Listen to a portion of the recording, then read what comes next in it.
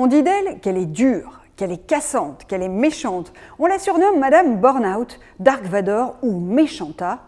Depuis sa nomination en mai 2022, la Première ministre traîne une réputation assez difficile.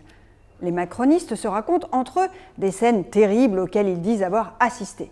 Un jour, lors d'une réunion, Elisabeth Borne se tourne vers son directeur de cabinet et lui lance tout de go « Dites donc, vous avez encore grossi ?» Une autre fois, elle demande à un conseiller où est la fiche qu'elle lui a réclamée. Le conseiller, tremblant, lui répond « Dans la chemise, devant vous, Madame la Première ministre ?» Elle l'ouvre, le referme aussitôt, se tourne vers le conseiller et lui lance « Non, ça, ce n'est pas une note, c'est une merde. » Les députés Renaissance dépriment, eux, lorsqu'ils la voient arriver à la tribune de l'Assemblée nationale pour déclencher un énième article 49.3. Spoiler, elle aussi a horreur de ça. Elle sait très bien que ça bride les débats et démoralise sa propre majorité.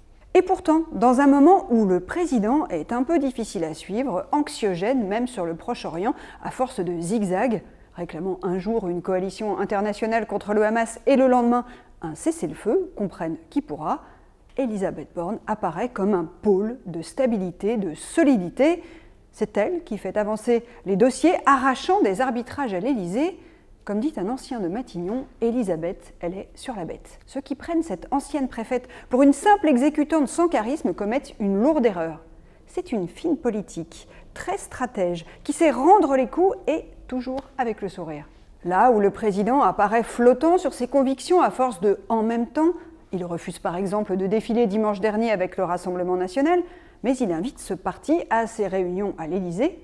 Eh bien, Elisabeth Borne, elle, a une vraie colonne vertébrale. Elle n'a pas hésité un instant à participer à la marche contre l'antisémitisme. Elle reste une femme avec le cœur à gauche, très critique sur son ancienne famille politique et sans concession face au Rassemblement national. Elle compte bien, d'ailleurs, le montrer en s'engageant fortement face à Jordan Bardella lors des élections européennes du printemps. Comme elle dit parfois, la politique, ce n'est pas seulement occuper des postes et viser celui d'au-dessus, c'est mener des combats. Malgré les rumeurs qui la donnent régulièrement remplacée par Gérald Darmanin ou Bruno Le Maire, elle trace sa route insensible au bruit de couloir. Souvent, elle se marre sur les ambitions de ses concurrents, comme elle dit « ça, c'est les garçons ». À force de ténacité, elle a fini par récupérer un nouveau surnom, plutôt affectueux au Parlement, où on l'appelle Tata Babou.